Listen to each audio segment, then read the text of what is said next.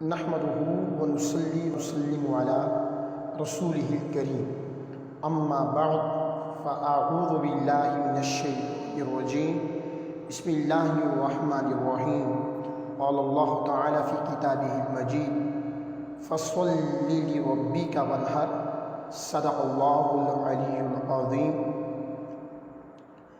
سامعین محترم، آج اللہ تعالیٰ کے کرم و فضل سے محترم جناب سید السادات محترم ڈاکٹر سید صابر Ali Shah sahab, chief editor NTN نیوائے ٹیکسلا نیوز چینل، اور جناب محترم صاحبزادہ سید عمیر علی شاہ صاحب، نیوائے ٹیکسلا کے پلیٹ فارم سے اظہار خیال کرنے کا موقع مل رہا ہے۔ میرا نام ہے مفتی محمد امتیاز الحق نورانی، اور ہمارا جو آج کا موضوع ہے وہ ہے قربانی کے فقہی مسائل۔ سامعین محترم، سب سے پہلے ہم قربانی کے فضائل بیان کریں گے، اس کے بعد قربانی کے فقہی مسائل آپ حضرات کی سماعتوں کی نظر کریں گے۔ آئیے کتاب ہدایت قرآن مجید فرقان حمید سے آج کی اس گفتگو کا باقاعدہ آغاز کرتے ہیں۔ اللہ تعالیٰ نے اپنی نارب کتاب قرآن مجید فرقان حمید کی سورہ کوثر پارہ نمبر 30 میں ارشاد فرمایا فَصَلِّ لِرَبِّكَ وَانْحَرْ، کہ آپ اپنے رب کے لیے نماز پڑھو اور قربانی کرو۔ جامع ترمذی، ابو داؤد اور ابن ماجہ میں یہ حدیث پاک موجود۔ ام المومنین حضرت عائشہ صدیقہ رضی اللہ عنہ روایت کرتی ہیں کہ جان کائنات، معلم و مقصود کائنات، آقا دو جہاں، امام الانبیاء صلی اللہ علیہ وآلہ وسلم نے ارشاد فرمایا 10ویں ذوالحج یعنی کہ قربانی عید کے دن ابن آدم کا کوئی بھی عمل اللہ کے نزدیک خون بہانے یعنی کہ قربانی کرنے سے زیادہ پیارا نہیں ہوتا۔ اور آقا دو جہاں صلی اللہ علیہ وآلہ وسلم نے فرمایا قربانی کا جانور قیامت کے دن اپنے سینگ، بال اور کھروں کے ساتھ آئے گا۔ نبی کریم صلی اللہ علیہ وآلہ وسلم نے فرمایا قربانی کا خون زمین پہ بعد میں گرتا ہے، پہلے اللہ کے ہاں مرتبہ قبولیت کو پہنچ جاتا ہے، لہٰذا تم قربانی خوش دلی سے کیا کرو۔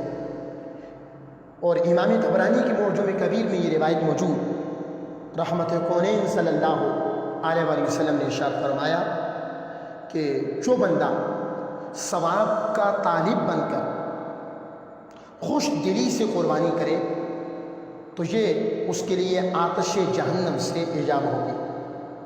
اسی طرح آقا دو جہاں صلی اللہ علیہ وآلہ وسلم نے ایک اور حدیث پاک میں ارشاد فرمایا کہ جو روپیہ قربانی عید کے دن قربانی پر خرچ کیا جاتا ہے اس سے پیارا کوئی روپیہ بھی نہیں۔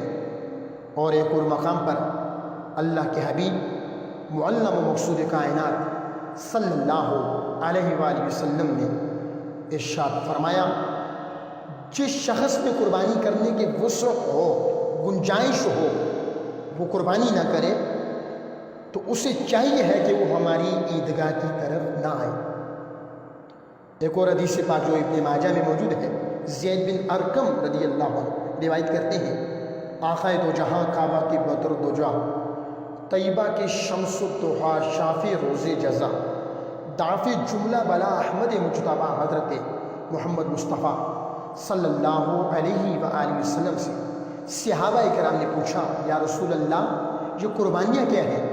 آقا دو جہاں صلی اللہ علیہ وآلہ وسلم نے فرمایا قربانیاں تمہارے باپ ابراہیم علیہ السلام کی سنت ہے۔ صحابہ نے پوچھا کیا اس میں ہمارے لیے ثواب ہے؟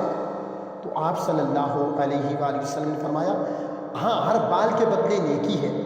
صحابہ نے پوچھا اون کا کیا حکم ہے؟ تو اللہ کے حبیب نے فرمایا اون کے بدلے بھی تمہارے لیے نیکیاں ہیں۔ سامعین محترم، چند ایک احادیث یہ فضائل پر پیش کی۔ اب فقہی مسائل کی طرف آتے ہیں۔ قربانی کے جو ایام ہیں وہ 3 ہیں، 3 دن اور 2 راتیں ہیں، 10 ذو الحج، 11 ذو الحج اور 12 اور 2 راتیں ہیں۔ تیسرے دن سورج غروب ہو جانے کے بعد کوئی بھی شخص قربانی نہیں کر سکتا۔ پہلے دن قربانی کرنا سب سے زیادہ افضل ہے، دوسرے دن اس سے کم اور تیسرے دن اس سے بھی کم۔ رات میں بھی قربانی کر سکتے ہیں لیکن رات میں کرنا مکروہ ہے، یعنی ثواب میں معمولی کمی آ جائے گی۔ بامر مجبوری رات میں بھی قربانی کی جا سکتی ہے۔ جو شخص ان 3 دنوں میں قربانی نہ کر سکے اور وہ قربانی کی نیت سے جانور خرید کے بھی لایا ہو تو ایسے شخص پر لازم ہے کہ یہ 3 دن گزر جانے کے بعد وہ اس جانور کو صدقہ کر دے، چونکہ اب اس جانور کو وہ اپنے پاس نہیں رکھ سکتا، اس کو صدقہ کرنا ضروری ہوگا، اس لیے کہ قربانی کی قضا نہیں کفارہ ہوتا ہے۔ اور ایسے ہی کسی شخص پر قربانی واجب تھی لیکن ایام ثلاثہ یہ جو 3 دن ہیں 10 ذو الحج 11 اور 12 ان میں وہ نہیں کر سکا، تو ایسے شخص کے لیے حکم شرعی کیا ہے؟ تو قربانی کی قضا تو ہوتی نہیں ہے، اس کے لیے بھی ضروری ہے کہ ایک حصے کی جتنی رقم بنتی ہے، جتنے پیسے بنتے ہیں، اس کو غرباء فقراء مساکین میں صدقہ کر دیں۔ سامعین محترم، اب آتے ہیں قربانی کی شرائط کی طرف کہ وہ کون سی شرائط ہیں جو ایک مسلم میں پائی جائیں، ایک مسلمان میں، تو جن کی وجہ سے اس پر قربانی واجب ہو جاتی ہے۔ پہلی شرط ہے قربانی واجب ہونے کی مسلمان ہونا، کسی کافر پر قربانی واجب نہیں ہوتی۔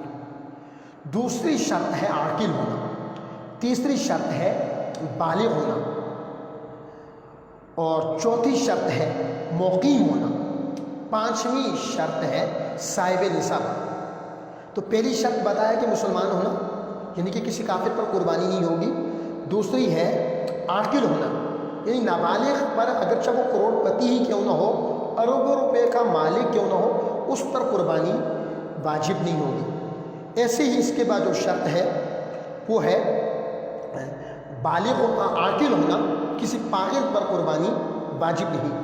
اس کے بعد جو شرط ہے مقیم ہونا، یعنی غیر مسافر ہونا، مسافر اگرچہ کتنا ہی امیر کیوں نہ ہو اس پر قربانی کرنا واجب نہیں۔ مسافر کسے کہتے ہیں؟ شرعی مسافر اس شخص کو کہتے ہیں جو 92 کلومیٹر کے ارادے سے اپنی بستی سے نکل چکا ہو اور جس جگہ جا رہا ہو، جس شہر میں جا رہا ہو، وہاں 15 دن سے کم ٹھہرنے کی نیت ہو تو وہ مسافر شرعی ہے۔ وہ ظہر، عصر اور عشاء میں قصر کرے گا ان نمازوں میں بھی، اور اگرچہ وہ غنی ہے، امیر ہے، لیکن مسافر ہونے کی وجہ سے، غیر مقیم ہونے کی وجہ سے اس پر قربانی واجب نہیں ہوگی۔ اور اگر 15 دن سے زیادہ ٹھہرنے کی نیت ہے تو اس پر اس صورت میں قربانی واجب ہوگی۔ لیکن ایک اور بات کی وضاحت کرتا چلوں، مسافر اگر قربانی کرتے تو اس کی طرف سے نفلی قربانی ادا ہو جائے گی۔ ایسے ہی نابالغ پر قربانی نہیں ہے، لیکن اگر اس کی طرف سے کر دی جائے تو نفلی قربانی ادا ہو جائے گی۔ اور ایسے ہی جو غیر عاقل اس پر قربانی نہیں لیکن اس کا ولی وارث اس کی طرف سے کرتا ہے تو نفلی قربانی برابر ادا ہو جائے گی۔ قربانی کی جو آخری شرط ہے وہ ہے صاحب نصاب ہونا۔ سامعین، آئیے جانتے ہیں نصاب کی کیا مقدار ہے جس مقدار کی وجہ سے قربانی ایک مسلمان پر واجب ہو جاتی ہے۔ دیگر شرائط بھی پائی جا رہی ہو جو کہ میں آپ سے عرض کر چکا ہوں۔ تو فقہا نے لکھا کہ 52.5 تولے چاندی جس شخص کی ملکیت میں ہو یا اس کی حاجت اصلیہ سے زائد اتنا مال ہو جس سارے کو جمع کیا جائے تو 52.5 تولے چاندی کی قیمت کو پہنچتا ہو، اس میں گھر کا وہ سارا سامان جو ضرورت سے زیادہ ہے اس کی قیمت کا بھی حساب لگایا جائے گا۔ گھر کے وہ کمرے جو سارا سال جن کو تالا لگا رہتا ہے، جن کو یوز نہیں کیا جاتا، استعمال میں جو نہیں ہوتے، ان کی قیمت کا بھی حساب لگایا جائے گا۔ جو پلاٹ لیے ہیں اور ارادہ یہ ہے کہ وہ آئندہ اپنے بچوں کے لیے مکان بنائے گا، لیکن چونکہ اب وہ اضافی ہے تو ان کی قیمت کا حساب بھی کیا جائے گا۔ اکثر شادیوں میں دولہن کے لیے بڑے مہنگے سوٹ خریدے جاتے ہیں، وہ ایک بار پہنتی ہیں اس کے بعد وہ دوبارہ پہنا نہیں جاتا، تو ایسے سوٹوں کی قیمت کا بھی اعتبار کیا جائے گا۔ اگر کوئی سونا ہے، اگرچہ 1 تولہ ہی سونا ہے، اس کی قیمت 52.5 تولے چاندی سے زیادہ بنتی ہے، اس کا بھی حساب کیا جائے گا۔ باہر اس کا قرض ہے لوگوں کی طرف، تو اس قرض کا بھی حساب کیا جائے گا۔ اور اگر اس نے کسی کا قرض دینا تو اس کا قرض اس پوری قیمت سے اور پوری رقم سے مائنس کیا جائے گا۔ تب اگر مائنس ہو جانے کے بعد اور ضرورت سے زیادہ جتنا سامان ہے ان سب کی قیمتیں جمع ہو جانے کے بعد جو حاصل قیمت ہوگی، اگر وہ 52.5 تولے چاندی کو پہنچ دی ہے، وہ رقم اتنی بن گئی ہے کہ اس سے 52.5 تولے چاندی کو خریدا جا سکتا ہے، تو ایسے شخص پر قربانی واجب ہوگی۔ اگر وہ قربانی نہیں کرے گا تو سخت گناہ گار ہوگا۔ ہمارے یہاں اکثر اس طرح ہوتا ہے کہ گھر میں فقط والد صاحب ہے تو وہی قربانی کر لیں۔ یہ جو 5 شرائط ہیں، اس سب کی سب اکثر ایسا بھی ہوتا ہے کہ بیٹا ہے اس میں پائی جا رہی ہے، تو جب اس میں 5 شرائط پائی جا رہی ہے تو اس پر الگ سے قربانی ہوگی۔ بیٹی ہے اس میں یہ 5 شرائط پائی جا رہی ہے، جاب کر رہی ہے، اس پر الگ سے قربانی واجب ہوگی۔ والدہ ہے ان میں یہ 5 شرائط پائی جا رہی ہے تو ان پر الگ سے قربانی ہوگی۔ بہو بھابھی ہے اس میں یہ 5 شرائط قربانی کی شرائط 5 پائی جا رہی ہے، اس پر الگ سے واجب ہوگی۔ دادی ہے، دادا ہے، جس میں یہ قربانی کی شرائط پائی جا رہی ہے اس پر الگ الگ سے قربانی واجب ہوگی۔ لیکن اکثر لوگ مسئلہ معلوم نہ ہونے کی وجہ سے کہتے ہیں ابا جان کر لیں تو سب کی طرف سے کافی ہوگی۔ تو ہوتا ہے اس طرح کے بس اوقات ابا جان پہ قربانی بانی نہیں رہی ہوتی، وہ صاحب نصاب ہی نہیں ہوتے۔ ان کے ماتحت جو لوگ ہوتے ہیں وہ اکثر اوقات ایسا بھی ہوتا ہے کہ صاحب نصاب ہوتے ہیں لیکن اپنی لا علمی کی بنا پر مسئلہ نہ معلوم ہونے کی وجہ سے وہ قربانی نہیں کرتے اور سخت گناہ گار ہو رہے ہوتے ہیں اور انہیں خبر بھی نہیں ہوتی۔ تو اس پر خصوصی توجہ دینے کی ضرورت ہے۔ تو سامعین محترم، ایک بات اور بھی عرض کرتا چلوں، ہمارے یہاں اکثر یہ کچھ لوگوں کا ذہن بنا ہوتا ہے کہ پہلی قربانی آقا دو جہاں، جان کائنات، معلم و مقصود کائنات، زینت کائنات، رونق بزم کائنات، امام الانبیاء، سید الانبیاء، احمد مجتبیٰ، حضرت محمد مصطفیٰ صلی اللہ تعالیٰ علیہ وآلہ وسلم کی طرف سے کی جائے۔ تو نبی کریم صلی اللہ تعالیٰ علیہ وآلہ وسلم کی طرف سے قربانی کرنا یہ مستحب ہے۔ ایک شخص اس پر اپنی قربانی واجب ہو رہی ہے، وہ اپنی قربانی کو چھوڑ رہا ہے اور آقا دو جہاں امام الانبیاء سید الانبیاء صلی اللہ تعالیٰ علیہ وآلہ وسلم کی طرف سے قربانی کر رہا ہے، تو حضور علیہ السلام کی طرف سے جو اس نے قربانی کی وہ ان کی طرف سے ادا ہوگی، اس کو مستحب ثواب بھی مل گیا۔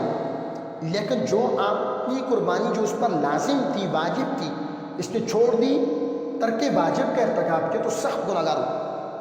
اور ایسے ہی ہمارے یہاں کچھ لوگ کہتے ہیں پہلے ابا جان کی قربانی کر لیتے پھر اپنی کر لیں گے، پہلے امی کی کر لیتے قربانی امی جی کی پھر اپنی کر لیں گے، دادا جان کی کر لیتے پھر اپنی کر لیں گے، دادی جان کی کر لیتے پھر اپنی کر لیں گے۔ تو انہیں یہ معلوم کرنا چاہیے آیا کہ ابا جان پہ قربانی واجب ہو رہی ہے یا نہیں، دادا دادی امی جان دیگر جو لوگ ہیں ان پہ قربانی واجب ہو رہی ہے۔ اس طرح بھی ہوتا ہے کہ ان پر قربانی واجب ہی نہیں ہو رہی ہوتی اور اس شخص پر فرضی نام زید لے لیتے ہیں، خود سے قربانی واجب ہو رہی ہوتی ہے، اپنی واجب قربانی کو چھوڑ کے یہ ان کی طرف سے کر رہا ہوتا ہے، گویا کہ ان کی طرف سے نفلی قربانی ادا ہو رہی ہے اور نفلی قربانی کا ثواب مل رہا ہے، اور یہ جو ترک واجب کا ارتکاب کر رہا ہے اس کا سخت گناہ بھی اس کو مل رہا ہے۔ سامعین محترم، اس کے ساتھ ساتھ ایک اور بات کی وضاحت کروں کہ حاملہ جانور کی قربانی جائز ہے یا نہیں۔ تو جی ہاں، حاملہ جانور کی قربانی کرے تو قربانی ہو جائے گی۔ اس کے پیٹ سے اگر زندہ بچہ نکلا ہے تو اس کو بھی قربان کرنا ہوگا، لیکن کسی شخص نے وہ بچہ رکھ لیا، مسئلہ نہ معلوم ہونے کی وجہ سے قربان نہ کیا، قربانی کے دن گزر گئے، تو اس کے بعد اس پر ضروری ہے کہ وہ اس کو صدقہ کر دیں، چونکہ وہ اس کی قربانی کا جزء ہے، حصہ ہے۔ ایسے ہی اگر زیادہ عرصہ گزر گیا، 1 سال کا عرصہ گزر گیا، 12 مہینے گزر گئے، آئندہ سال قربانی آ گئی، تو اب اس جانور کو کیا قربان کر سکتا ہے یا نہیں؟ تو الگ سے قربانی نہیں کر سکتا، اس جانور کو اب بھی صدقہ کرنا ہو۔ اب زندہ صدقہ کر دے تو بہتر ہے، اگر اس نے ذبح کر دیا، ذبح کر کے گوشت صدقہ کیا، ذبح کرنے کی وجہ سے اس جانور کی قیمت میں جو کمی آئی ہے اس کمی کی تلافی بھی شخص کو کرنی ہوگی کہ صحیح سے قیمت معلوم کر لے، زندہ جانور کی قیمت کیا ہے اور یہ ذبح شدہ ہو تو اس کی کیا قیمت ہے۔ تو ذبح کرنے سے جو قیمت میں کمی واقع ہوئی، جو قلت واقع ہو چکی ہے، اس کی تلافی بھی شخص پر کرنا ضروری ہے۔ اور ایسے ہی اگر کسی شخص نے قربانی کے لیے جانور خریدا، قربانی سے پہلے اس جانور نے بچے کو جنم دیا، تو اس صورت میں بھی عید قربان کے موقع پر وہ بچہ بھی ماں کے ساتھ قربان کر دیا جائے گا۔ اگر قربانی کے جانور نے بچے کو جنم دیا یا جانور کو ذبح کیا، اس کے پیٹ سے مردہ بچہ نکلا، تو اس کو کیا کریں گے؟ تو حکم شرعی یہ ہے کہ اس کو پھینک دیا جائے۔ زندہ ہے تو ذبح کر دیا جائے، مردہ ہے تو اس کو پھینک دیا جائے۔ سامعین محترم، ایک اور بات اس کی وضاحت کرنا بھی ضروری سمجھوں گا۔ کچھ علاقوں میں گیا، وہاں کچھ لوگوں نے بتایا کہ ہماری 7 قربانیاں پوری ہو گئی ہیں، اب گھر میں فلان صاحب ہیں ان کی شروع کر دیں، جب ان کی 7 پوری ہو جائیں گی تو ہم دوسرے جو صاحب ہیں ان کی شروع کر دیں گے۔ تو 7 کا عدد پورا کیا جا رہا ہے، تو یہ کسی کتاب میں نہیں آیا، یہ اپنے سے بنایا ہوا گھڑا ہوا ایک نظریہ ہے۔ شریعت نے قربانی کو 7 کے عدد کے ساتھ مختص نہیں کیا، متعین نہیں کیا اور مقید نہیں کیا۔ شریعت نے کچھ شرائط بیان کی ہیں، وہ شرائط جب بھی جس شخص میں پائی جائیں گی اس وقت قربانی اس پر واجب ہے۔ قربانی عید کے دنوں میں اگر وہ یہ جو 3 دن ہوتے ہیں قربانی کے، 10 ذو الحج، 11 ذو الحج اور 12 ذو الحج، ان ایام ثلاثہ میں وہ 3 شرائط پائی جا رہی ہیں تو قربانی واجب ہے، اگر نہیں پائی جا رہی تو قربانی واجب نہیں۔ اب آتے ہیں قربانی کے جانوروں کی طرف۔ قربانی کے جانور ان کی 3 قسمیں ہیں، اونٹ، گائے اور بکری۔ گائے کی قسم میں بھینس بھی شامل ہے اور بکری میں دمبا، بیڑ وغیرہ بھی شامل ہے۔ یہ جانور ہیں جن کی قربانیاں کی جاتی ہیں، ان کی عمریں کتنی ہونی چاہیے وہ بھی سماعت کیجیے۔ ناظرین محترم، اونٹ کی عمر کم از کم 5 سال ہونا ضروری ہے۔ 5 سال سے کم عمر کا اونٹ ذبح کیا تو اس کی قربانی بالکل بھی نہیں ہوگی۔ اور ایسے ہی گائے، بھینس، بیل، بھینسا وغیرہ، ان کی عمر کم از کم 2 سال ہونا ضروری ہے۔ اگر 2 سال سے عمر کم ہوئی تو قربانی کسی بھی صورت میں نہیں ہوگی۔ ایسے ہی بکری، بکرا، دمبا، بیڑ وغیرہ، ان کی عمر کم از کم 1 سال ہونا ضروری ہے۔ 1 سال سے کم ہوئی عمر تو قربانی نہیں ہوگی۔ لیکن بیڑ کا وہ بچہ جو 6 مہینے کا ہو اور دیکھنے میں سال کا لگتا ہو، اتنا فربا ہو، اتنا موٹا تازہ ہو، تو اس کی قربانی آپ کر سکتے ہیں۔ سامعین اور ناظرین محترم، اب آئیے کہ قربانی کے جانور میں کتنے لوگ شریک ہو سکتے ہیں۔ تو جواب یہ ہے کہ اونٹ میں، گائے میں، بھینس میں، بیل اور بھینسا وغیرہ میں زیادہ سے زیادہ 7 افراد شریک ہو سکتے ہیں۔ گائے، بھینس، بیل میں 7 سے کم بھی شریک ہو سکتے ہیں، لیکن اونٹ، گائے، بھینس، بیل میں 7 سے زیادہ شریک نہیں ہو سکتے۔ اگر ان میں 8 شریک ہو گئے، اونٹ میں، گائے میں، بھینس میں، بیل وغیرہ میں، تو کسی ایک کی قربانی نہیں ہوگی، کسی ایک کی قربانی بھی نہیں ہوگی، چونکہ ٹوٹل حصے ہی 7 ہی نہیں۔ اور ایسے ہی گائے جو ہے اس میں آپ عقیقے کا حصہ بھی رکھ سکتے ہیں۔ بچے کی طرف سے 2 حصے رکھنا چاہیے، ایک بچے کی طرف سے 1 حصہ عقیقے کا بھی رکھ سکتے ہیں، 6 حصے یا 5 قربانی کی، اس صورت میں بھی جائز ہے۔ لیکن ایک شخص ہے، اس نے کہا میں گائے کے لیے، میں قربانی کے لیے بکرا خرید کے لیے آیا ہوں، میں تو بکرے کی قربانی کروں گا۔ اور ادھر ایک صاحب ہیں، انہوں نے گائے خریدی، انہوں نے کہا کہ 6 آدمی تو شامل ہو چکے، 1 حصہ کم ہے، ہم کسی ایک بندے کے متلاشی ہیں، تلاش کر رہے ہیں، وہ شامل ہو، 7 ایسے پوری ہو جائے۔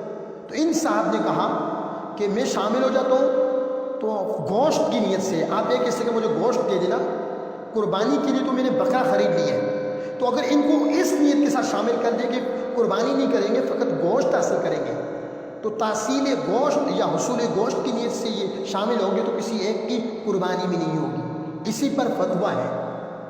اور ایک اور بات عرض کرتا چلوں، ایسے ہی ایک جانور میں، گائے میں، بھینس میں، بیل وغیرہ میں 7 آدمی شریک تھے، ایک کا انتقال ہو گیا اور 6 آدمیوں نے قربانی کی، اور جس کا انتقال ہوا اس کے ورثاء کی اجازت کے بغیر قربانی کر دی تو کسی ایک کی قربانی نہیں ہوئی۔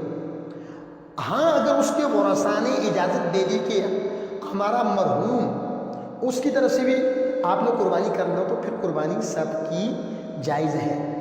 سامعین محترم، ایک بار پھر سے یہ بات عرض کروں کہ گائے، بھینس، بیل میں اگر 8 شریک ہوگے تو کسی ایک کی قربانی بھی نہیں ہوگی۔ 8 سے کم 6، 5، 4، 3، 2 یہ شریک ہو سکتے ہیں، لیکن آخری حد 7 ہے، 7 سے زیادہ نہیں شریک ہو سکتے۔ ایسے ہی بکرا، بکری، دمبا وغیرہ، اس میں تو 2 آدمی شریک ہو گئے، 2 بھائی تھے، 10,000 میں ایک نے دیا، 10 دوسرے نے دیا، دونوں مل کے بکری کو خرید لیا۔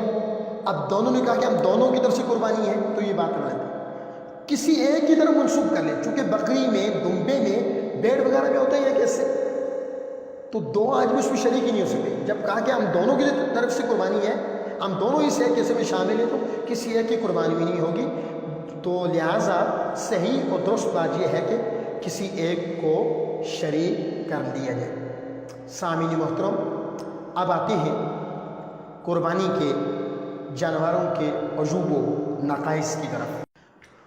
قربانی کے جو جانور ہیں، آپ کوشش کریں کہ ایسے جانور اللہ کی بارگاہ میں قربان کریں جو عجوب و نقائص سے پاک، جو فربا ہوں، اچھے ہوں۔ اللہ کی راہ میں اپنی محبوب چیز قربان کرنی چاہیے۔ تو قربانی کے جو جانور ہیں، مختص جو جانور ہیں، مخصوص جو جانور ہیں، ان میں چھوٹے چھوٹے ایپ پائے جا رہے ہوں، عجوب پائے جا رہے ہوں تو قربانی ہو جائے گی، لیکن بڑے عجوب پائے جا رہے ہوں تو قربانی نہیں ہوگی۔ مثلا پیدائشی سینگ نہیں تو کوئی بات نہیں، قربانی ہو جائے گی۔ اگر پیدائشی کان نہیں ہے یا ایک کان ہے اور ایک نہیں ہے تو اس صورت میں قربانی نہیں ہوگی۔ اور ایسے ہی سینگ تو تھے لیکن ٹوٹ گئے، جڑ سے ٹوٹ گئے، جس کا اثر دماغ پر پڑا تو اس صورت میں قربانی نہیں ہوگی۔ اگر درمیان سے ٹوٹ گیا تو قربانی ہو جائے گی۔ اور ایسے ہی کان تھا لیکن 1/3 سے زیادہ کٹا ہوا تو اس صورت میں قربانی نہیں ہوگی۔ اگر 1/3 سے کم کٹا ہے، دم ہے وہ 1/3 سے کم کٹی ہے تو قربانی ہو جائے گی، اگرچہ خلاف سنت۔ لیکن دم یا کان 1/3 سے زیادہ کٹے ہوں تو اس صورت میں قربانی نہیں ہوگی۔ ایک اور سوال کہ خصی جو جانور ہے اس کی قربانی ہوتی ہی نہیں، تو ہمارا جواب یہ ہوگا کہ خصی جانور کی قربانی، بینگے جانور کی قربانی کرنا بالکل جائز ہے، بلکہ خصی جانور کی قربانی تو بعض صورتوں میں افضل بھی ہے۔ اور ایسے ہی اس جانور کی قربانی کرنا بھی جائز نہیں جو اتنا لنگڑا ہو کہ چل کے قربان گاہ تک نہ جا سکتا ہو، ایسے جانور کی قربانی بھی جائز نہیں ہے۔ اور اس کے ساتھ یہ بھی عرض کرتا چلوں، عضو تناسل اور خصیتین جس کے نکال لیے ہوں یا کاٹ دیے گئے ہوں، ایسے جانور کی قربانی بالکل جائز ہے۔ اور سامعین محترم، جلالہ جو جانور ہے، مطلب جو غراستیں وغیرہ کھاتا ہو، اس کی قربانی بھی جائز نہیں۔ مجنو جانور جس کا جنون پر اتنا زیادہ ہو کہ وہ چرتا ہی نہ ہو، گھاس وغیرہ بھی نہ کھاتا ہو، ایسے جانور کی قربانی بھی جائز نہیں۔ اور اس کے ساتھ ایسا جانور جس کے دانت نہیں نکلے، مطلب یہ کہ وہ چارے بھی نہیں سکتا ہو، گھاس بھی نہ کھا سکتا ہو، تو اس کی قربانی بھی جائز نہیں ہے۔ گائے، بھینس، ان کے 4 تھن ہوتے ہیں، بکری کے 2۔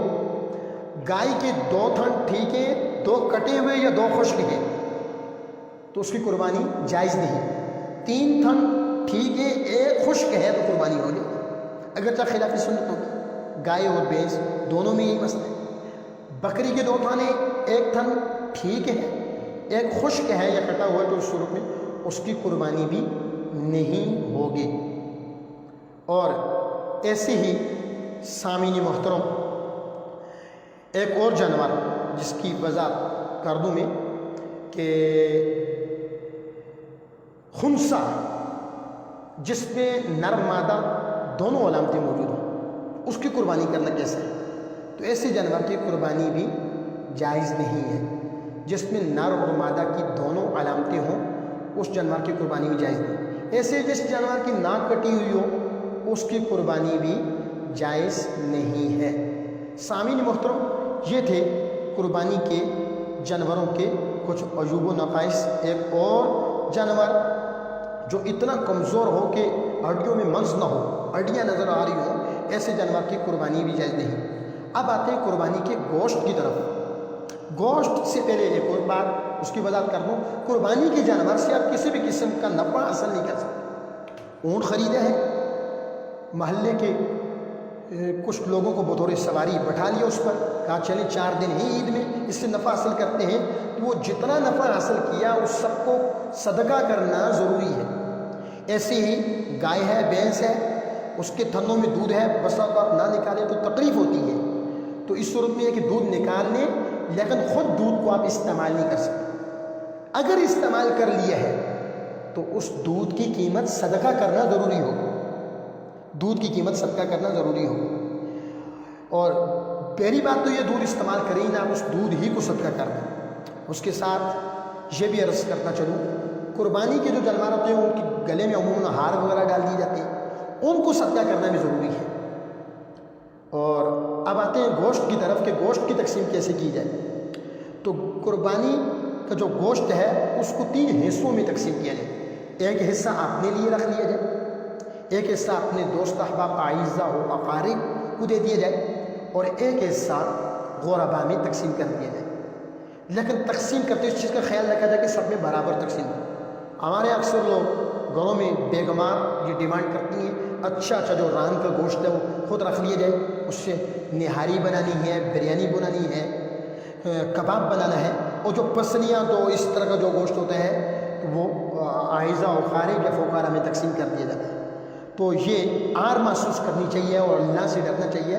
جو آپ غرباء اور فقراء اور مساکین میں دے رہے ہیں وہ گوشت حقیقتاً آپ اللہ کو دے رہے ہیں، تو اللہ کے نام پہ جو دیا جائے وہ اچھا دینا چاہیے، نہ کہ انتہائی گھٹیا۔ سامعین محترم، ایک اور بات اس کی وضاحت کرو کہ قربانی کا گوشت آپ سارا خود رکھ سکتے ہیں یا نہیں، تو باقاعدہ کتابوں میں کتب میں موجود ہے کسی شخص کے اہل و عیال زیادہ ہے اور وہ تنگ دست بھی ہے تو قربانی کا سارا گوشت خود بھی رکھ سکتے ہیں۔ نبی کریم صلی اللہ علیہ وآلہ وسلم نے اسلام کے ابتدائی دور میں قربانی کا گوشت ذخیرہ کرنے سے منع فرمایا، بعد میں آقا دو جہاں صلی اللہ علیہ وسلم نے اپنے اس حکم کو دوسرے حکم سے منسوخ کر دیا، ذخیرہ کرنے کی اجازت دی، تو آپ اس کو ذخیرہ کر کے رکھ بھی سکتے ہیں۔ اب آتے ہیں قربانی کی کھال کی طرف۔ قربانی کی جو کھال ہے وہ آپ بطور اجرت کسائی کو نہیں دے سکتے، ایسے بطور تنخواہ امام مسجد کو نہیں دے سکتے۔ ویسے ہی صدقہ کے طور پہ امام مسجد کو بھی دی جا سکتی ہے، کسی اور غریب کو دی جا سکتی ہے۔ اب ایک اور سوال کہ سید کو قربانی کی کھال دے سکتے ہیں یا نہیں، تو جواب یہ سید کو بھی قربانی کی کھال دے سکتے ہیں۔ صدقات واجبہ جو ہیں زکوٰۃ اور فطرانہ وغیرہ وہ نبی کریم صلی اللہ تعالیٰ علیہ وآلہ وسلم کی اولاد پاک آل بیت اطہار ان کے لیے جائز نہیں، تو جو نفلی صدقات ہیں بالکل وہ لے سکتے ہیں، کوئی ممانعت نہیں ہے۔ سامعین محترم، اس کے ساتھ ساتھ ایک اور بات بھی عرض کرنا چاہوں گا، قربانی جب آپ کر رہے ہوں تو آپ کی قربانی بہت بہتر ہے آپ اپنے ہاتھ سے کریں۔ اگر آپ اپنے ہاتھ سے قربانی نہیں کر رہے، کسی دوسرے مسلمان سے کرا رہے ہیں، کسی مسلمان سے کرائیں تو اس وقت خود ضرور حاضر ہو۔ اور اس کے ساتھ یہ بھی عرض کرتا چلوں گا کہ قربانی جب آپ دوسرے سے کرا رہے ہیں تو خود بھی حاضر ہوں۔ اگر آپ اپنی وائف کی طرف سے قربانی کر رہے ہیں یا اپنی بالغ اولاد کی طرف سے قربانی کر رہے ہیں تو ان سے اجازت ضرور لے لیں، بلکہ اگر آپ اپنی بیوی کی اجازت کے بغیر قربانی کرتے ہیں تو اس صورت میں بھی قربانی ادا نہیں ہوگی۔ تو یہ تھے قربانی کے مسائل، انتہائی اختصار کے ساتھ آپ حضرات کی سماعتوں کی نظر میں نے کیے۔ پروگرام کا وقت ختم ہو رہا ہے۔ آپ ہمارے لیے، ہماری پوری نوائی ٹیکسلا نیوز چینل NTN کی پوری ٹیم کے لیے دعا کیجیے۔ ہم آپ کے لیے دعا گو ہیں کہ اللہ تعالیٰ میرا آپ کا جمیع امت مجتمع کا حامی و ناصر ہو، اور اللہ تعالیٰ ہم سب کو احکام شریعت سیکھ کر ان پر عمل کرنے کی توفیق عطا فرمائے۔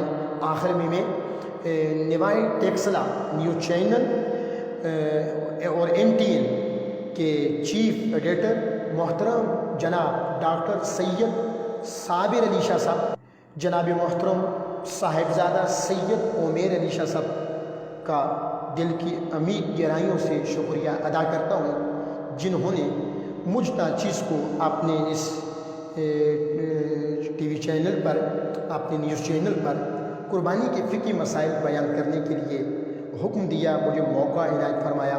ان دونوں کے لیے بھی میں دعا گو ہوں کہ اللہ تعالیٰ ان کی دینی، ملکی، سماجی خدمات کو قبول فرمائے۔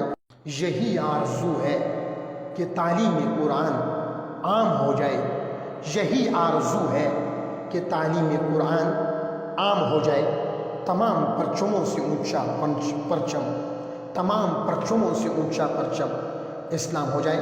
آپ کے میزبان مفتی محمد امتیاز الحق نورانی کو اجازت دیجیے۔